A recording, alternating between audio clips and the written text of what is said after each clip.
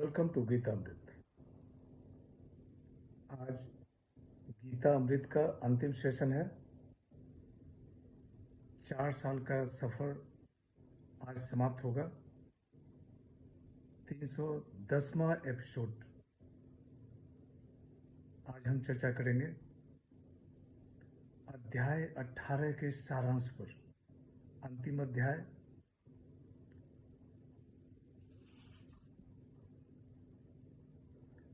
18वें अध्याय में पूरे गीता का सार है।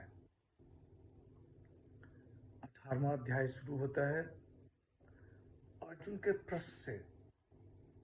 अर्जुन भगवान श्री कृष्ण से प्रश्न पूछता है कि हे माधव, मैं संन्यास और त्याग के तत्व को अलग अलग जानना चाहता हूँ।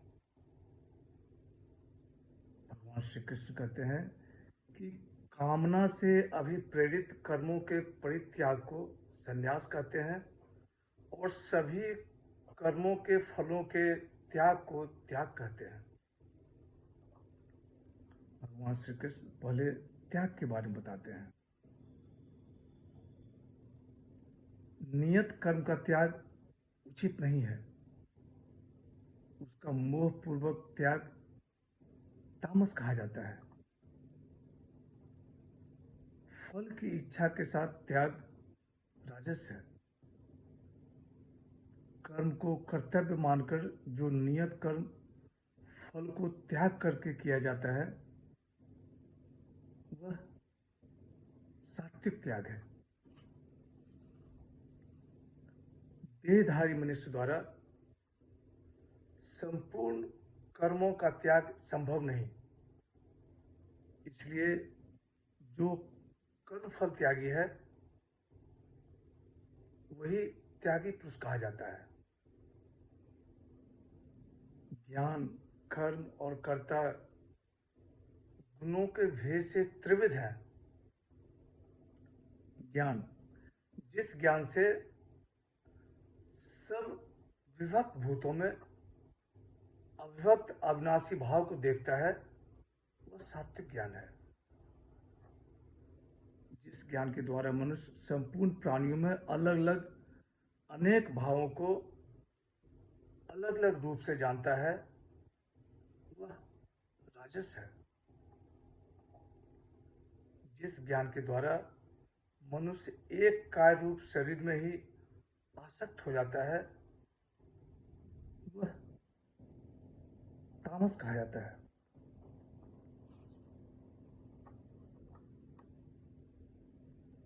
जो कर्म शास्त्र विधि से नियत किया हुआ फल को न चाहने वाले मनुष्य के द्वारा बिना राग द्वेष के किया जाए, वह कर्म सात्विक कहा जाता है। जो कर्म भोगों के चाहने वाले मनुष्य के द्वारा किया जाए, वह राजस कहा गया है। जो कर्म परिणाम, हानि, हिंसा को देखकर किया जाए, वह तामस कहा गया है। कर्ता, जो कर्ता आसक्ति रहित, अहम रहित, धैर्य और उत्साह से मुक्त है, वह सात्विक कहा गया है। जो कर्ता कर्मफल की इच्छा वाला, लोभी, हिंसक स्वभाव वाला और हर्ष से युक्त है, वह राजस कहा गया है। जो कर्ता अशिक्षित, अकर वाला, जिद्दी, आलसी है, वह तामस कहा गया है। बुद्धि और धृति भी गुणों के अनुसार त्रिविध है।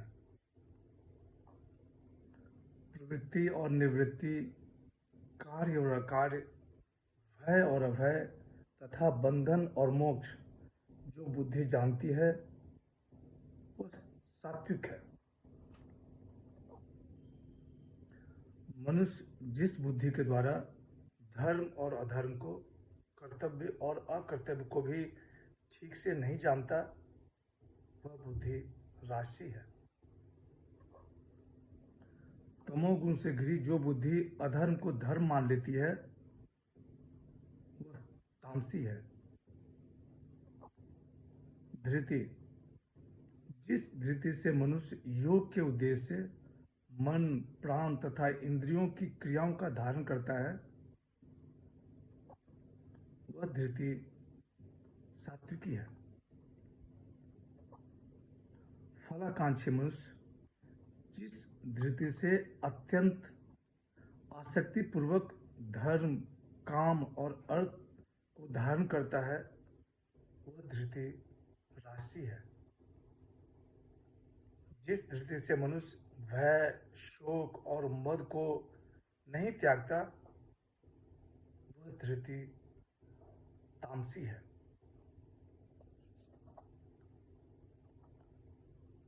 सुख भी त्रिविध हैं।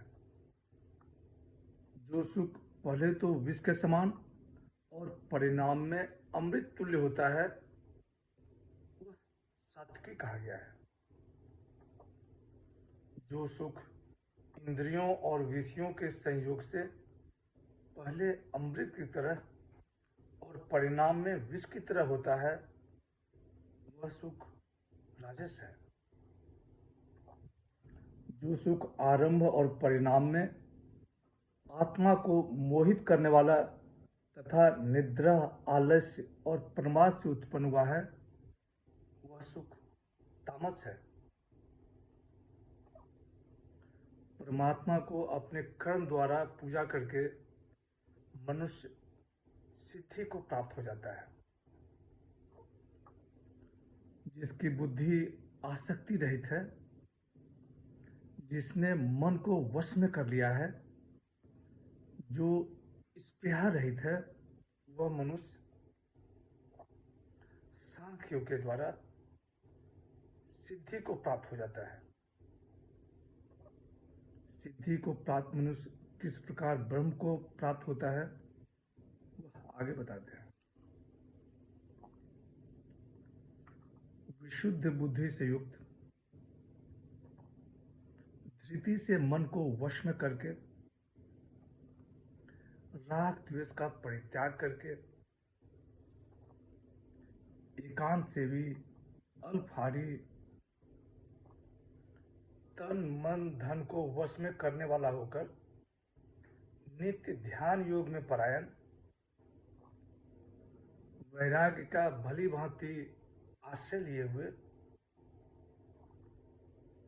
अहंकार, बल, दर्प, काम, क्रोध और परिग्रह का त्याग करके एवं निर्मम एवं शांत होकर ब्रह्म प्राप्ति का पात्र हो जाता है। भगवान श्री कृष्ण कहते हैं कि संपूर्ण प्राणियों में समभाव वाला साधक मेरी पराभक्ति को प्राप्त हो जाता है। पराभक्ति से भक्त मैं जितना हूं और जो हूं उसको तत्व से जान लेता है तथा मुझे तत्व से जानकर फिर तत्काल मुझ में प्रवेश कर जाता है। आगे गुहिगान बताते हैं। भगवान श्री कृष्ण कहते हैं कि हे पार्थ, चित्त से संपूर्ण कर्म मुझ में अर्पण करके मेरा परायण होकर तथा बुद्धि योग का आश्रय लेकर निरंतर मुझ में चित्त वाला हो जा। हे भारत, तुम संपूर्ण भाव से उस ईश्वर की शरण में जाओ। उसके प्रसाद से तुम परम शांति और शाश्वत स्थान को प्राप्त करोगे। फिर अत्यंत गोपनीय वचन कहते हैं। भगवान श्री कृष्ण कहते हैं, हे पार्थ, तू मेरा भक्त हो जा, मेरे में मन वाला हो जा, मेरे को नमस्कार कर, मेरा पूजन करने वाला हो जा। इस तरह तुम मुझे ही प्राप्त होगे। हे पार्थ, संपूर्ण धर्मों का आश्रय छोड़कर तुम केवल मेरी शरण में आ जा, मैं तुम्हें संपूर्ण पापों से मुक्त कर दूंगा। भगवान कहते हैं कि मुझ में पराभक्ति करके जो इस परम गोपनीय संवाद को मेरे भक्तों में कहेगा वह मुझे ही प्राप्त होगा। उसके समान मेरा अत्यंत प्रिय कार्य करने वाला कोई नहीं और उसके समान इस भूमंडल पर मेरा दूसरा कोई प्रियतर होगा ही नहीं। जो इस गीता ग्रंथ का अध्ययन करेगा उसके द्वारा मैं ज्ञान यज्ञ से पूजित होऊंगा। जो इस गीता ग्रंथ को सुन भी लेगा वह संपूर्ण पापों से मुक्त हो जाएगा। अंत में भगवान श्री कृष्ण अर्जुन से दो प्रश्न करते हैं कि क्या उसने एकाग्रता से उनका उपदेश सुना, कि क्या उसका मोह नष्ट हो गया। अर्जुन कहते हैं कि हे अच्युत, आपकी कृपा से मेरा मोह नष्ट हो गया और मैं ज्ञान प्राप्त कर लिया है। मैं आपकी आज्ञा का पालन करूंगा। अंत में संजय भगवान श्री कृष्ण और अर्जुन के संवाद की प्रशंसा करते हैं और उसे अद्भुत बताते हैं। अंतिम श्लोक में 18वें अध्याय का अंतिम श्लोक, गीता का अंतिम श्लोक, संजय धृतराष्ट्र के प्रश्न का उत्तर देते हैं कि दोनों में कौन विजयी होगा। संजय कहते हैं कि यत्र योगेश्वर कृष्ण यत्र पार्थो धनुर्धर तत्र श्री विजयो भूति ध्रुवा मतिर्मम। जहाँ योगेश्वर भगवान कृष्ण हैं और जहाँ गांडीवधारी अर्जुन है वहाँ ही श्री विजय विभूति और अचल नीति है। 18वां अध्याय समाप्त हुआ। गीता अमृत समाप्त हुआ। गीता ग्रंथ समाप्त हुआ। The teaching of Gita is yoga and the teacher is Yogeshwara. जय श्री कृष्ण।